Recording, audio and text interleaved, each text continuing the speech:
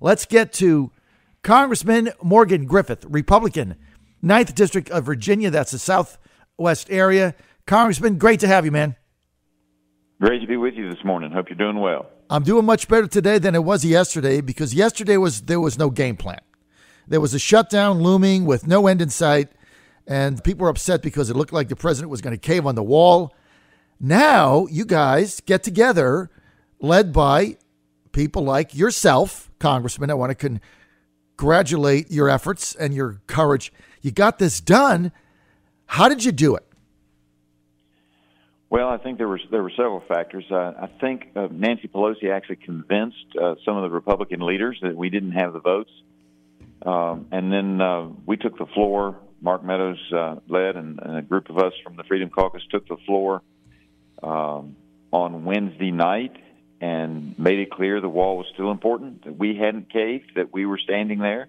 And then Mark concluded our 30 minutes that we were allowed to talk about it by saying, Mr. President, we've got your back and we'll be there for you. And I think that started the ball rolling, thinking, well, maybe there is something. Then I have to tell you what happened. We went to conference. Our caucus met yesterday morning at 9 o'clock, and it was amazing. It wasn't just the Freedom Caucus. So often the Freedom Caucus is out there and we're alone. It wasn't just the Freedom Caucus. Conservatives across the board started standing up and saying to the leadership, we want to vote. We may lose. The Senate may cave. We may find ourselves in an untenable position. But we would rather fight and feel like we had done what we told the American people we were going to do. We would rather fight and try to protect our southern borders than to just go home and say, well, we can't win. How do you know? You didn't fight. And leadership heard us.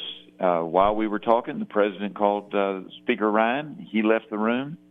There was later a meeting at the White House. I was not there, but a number of my friends were. And the conclusion was that the president realized that at least in the House, the party still lives, and we want to try to do what we can do to protect the border. I mean, you had people like Bruce Poliquin standing up last night. Great speech by Bruce, and he wanted to get into our 30 minutes. We just didn't have time. Out of Maine, saying that 80% of the heroin that comes into Maine is coming from Mexico. We have got to stop just having open borders where everybody can come across. Look, there's some people who want to share the American dream. They ought to do it legally. And I support them joining us if they want to do it legally. And we need to make that process better.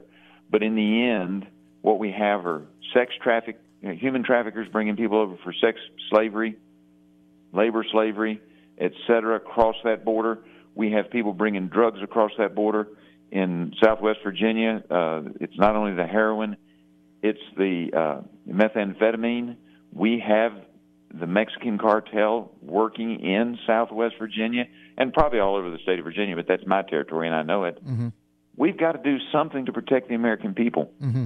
And the way to do that is to build a wall, which can be all kinds of things. As your clip on the president said, it can be a smart fence. It can be drones in certain parts. It can be simply building a road so that our folks from ICE can actually patrol the border. Right. These are the things we need to do. And $5 billion when we're spending, billions and billions and trillions of dollars is a drop in the bucket of the federal budget. And the Democrats are willing to shut down the government and call us evil. Well, you know what? Sometimes you have to stand and fight. And the House Republicans yesterday stood up and said, it may not be the time we wanted to fight, but by golly, we're going to fight. This is the time we have. Because in a few weeks, Nancy Pelosi will be running the show, and this bill will never make it to the floor.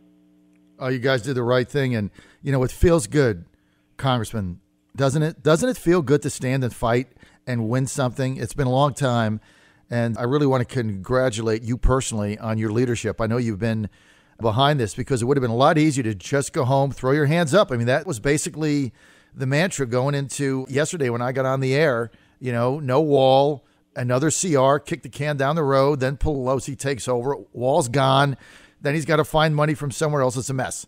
And at least now you got a game plan, which is, now tell our listeners, Congressman, about Senator Daines and his call to get rid of the cloture rule on this. Tell us about that. Well, and he just floated the balloon, so I don't know whether he'll get in there and fight for it. But, we have this modern filibuster cloture rule, which allows one senator to put a hold on a bill, and then it takes 60 votes to bring it up. You don't have to stand on the floor and explain why you've put a hold on a bill. You don't have to do anything like you would have to do historically, where you would stand on the floor and talk forever. You don't have to do anything. You just call it in. And it's just plain wrong, and the Democrats are using that, and in effect putting the minority in charge of our system. And look, the minority ought to be heard, but I recognize I'm probably not going to get a bill to the floor under Nancy Pelosi. Yep. I'm going to be the loyal opposition and fight hard for what I believe in. Right. But I shouldn't have the power to stop everything as one member of the House. But in the Senate, because they all want to get along, they have this rule where one member can stop it, and then it takes 60 votes, which puts Chuck Schumer in the driver's seat. Right. It's a crazy rule to begin with, but when you're talking about our national security, when you're talking about an issue of this level, it's time to get rid of that rule. It didn't exist until the 1970s. Mm-hmm. It's being abused. It's been abused by both parties. It needs to come to an end, and we need to have a process as envisioned by the Founding Fathers where a majority could work its will and let the ballot box be the place that you make that decision. Look, I love what you're saying. Now, walk our listeners, Congressman. By the way, we're with Congressman Morgan Griffith, Republican, Southwest Virginia. That's the 9th District of Virginia, Freedom Caucus member, and he fought hard to get this bill out of the House, 217 votes. He got it out, and, you know, a lot of people are absent. A lot of the retiring Republicans not there. They're out in the hallways and cubicles, so we get that. But a lot of them who would have voted no maybe didn't show up. It doesn't matter. They got it passed. That's the main thing. They fought for it. And he was one of the caucus leaders to get this done. Now, walk our audience, Congressman, through the sausage-making process. How does McConnell, if he chose to do so, actually get rid of the 60-vote cloture rule? And for how long would that stand? Like, how does it happen? How would he do that? Well, there's several ways, but you have to change the rules. And the rules can be changed by the majority. And so he could just do it on, issues related to government shutdowns. He could do it on, spending bills alone. I mean, I think the whole thing ought to go. But if he just said on, CRs or appropriations bills, he could even say past October 1st when they're all supposed to be done.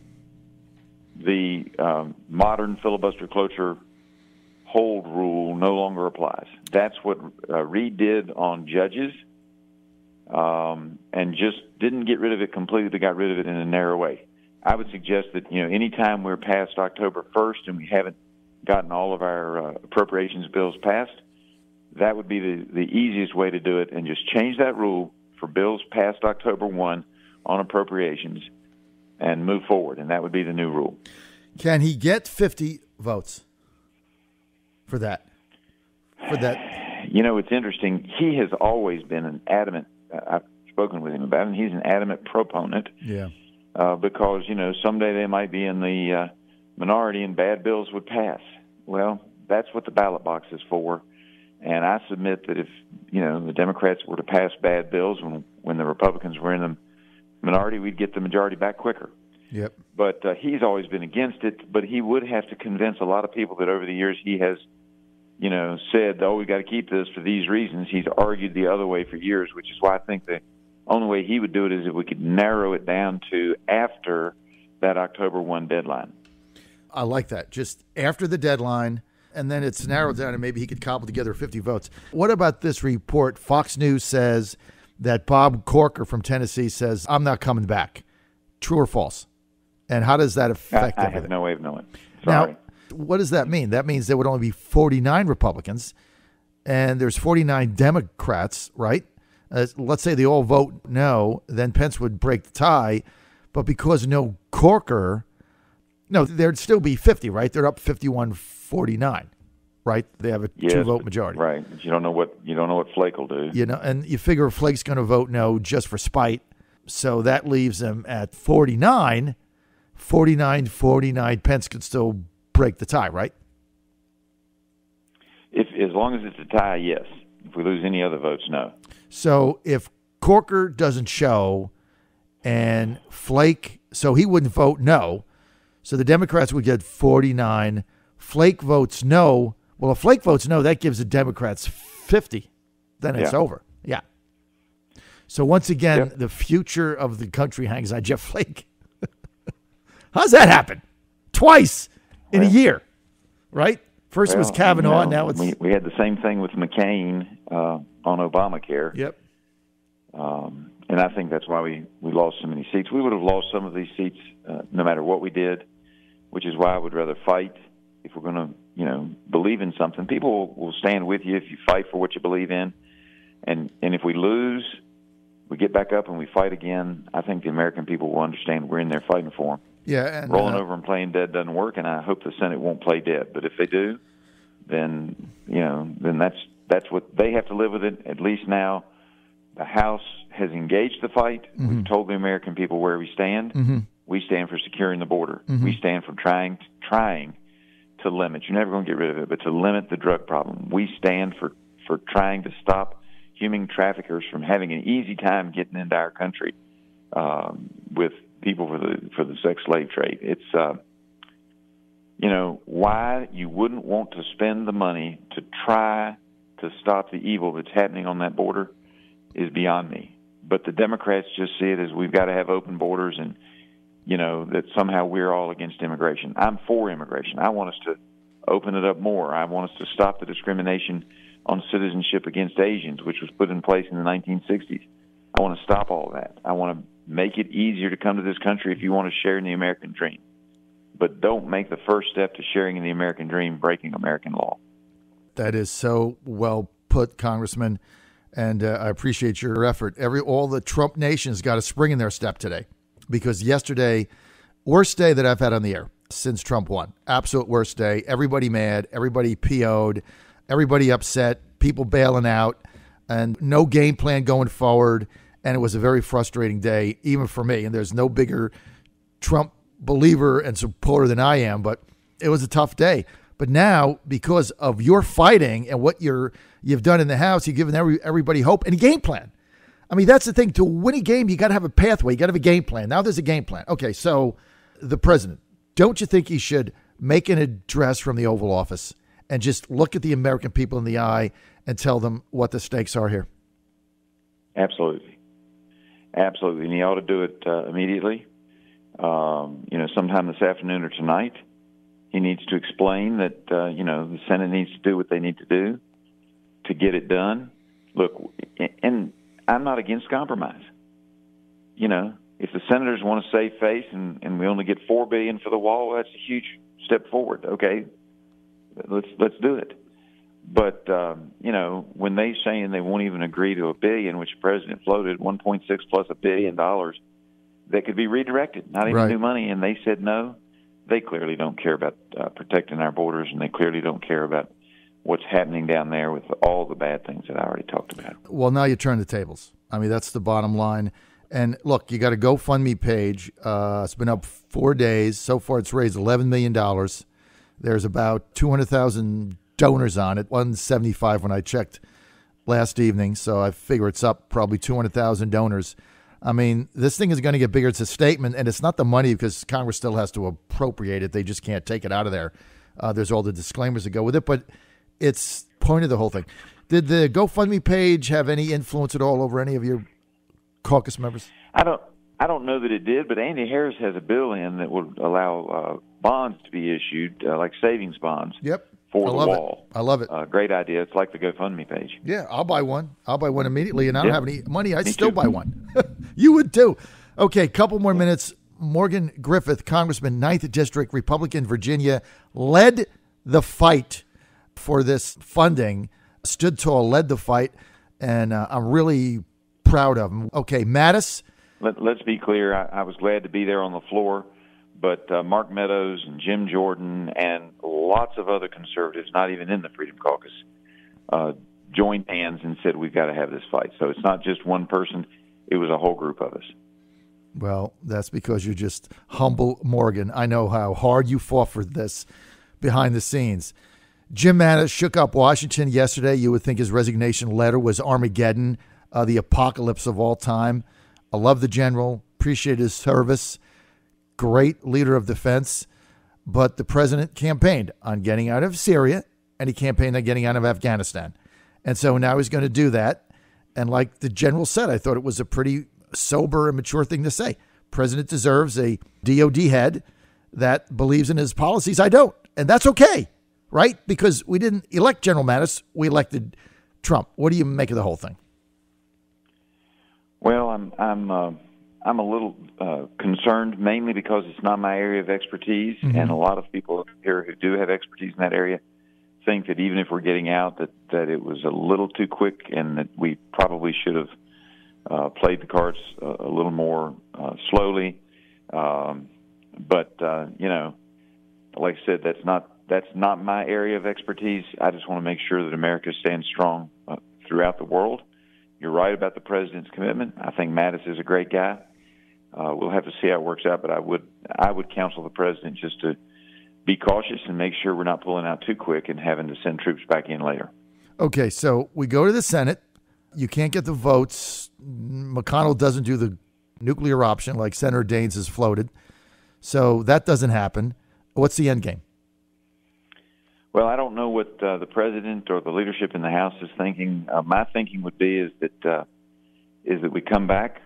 Just as Nancy Pelosi said, we couldn't pass that in the House, and we did. If that happens, we come back. We send the bill up that the Democrats want that came out of the Senate and have the president veto it. I think then he's in his maximum position for negotiating. He's used the presidential executive veto. They don't have the votes to override that in either the House or the Senate. And then it becomes a question of, are you willing to spend some money on the wall, or you want to keep the government shut down? Because they can't override that veto even when they take control of the House in a few weeks. They can't override that veto. So they're going to have to make a decision as to whether or not this is worth going to the mat for. I think they will ultimately decide it's not. But I think we have to play a tough game, and we're going to have to take a lot of slings and arrows from the media. But it's worth fighting for America. Sounds like you're ready to do that, Congressman. Sounds like you're really dug in. Am I right? I'm dug in that we have to have some movement forward on the border wall. I'm not going to lock in on the $5.7 billion that we voted for yesterday, but we have to have positive movement to protecting America's borders. I tell you what, this has been an invigorating 20 minutes. I want to thank Congressman Morgan Griffith for being with us today and sharing that and staying and fighting. And you've given Trump Nation a spring in their step today and a lot of enthusiasm, and I want to thank you for that. Thank you so much. Rob Whitten coming up 8:05. Congressman, Merry Christmas to you and Hillary and your family. Have a great holiday.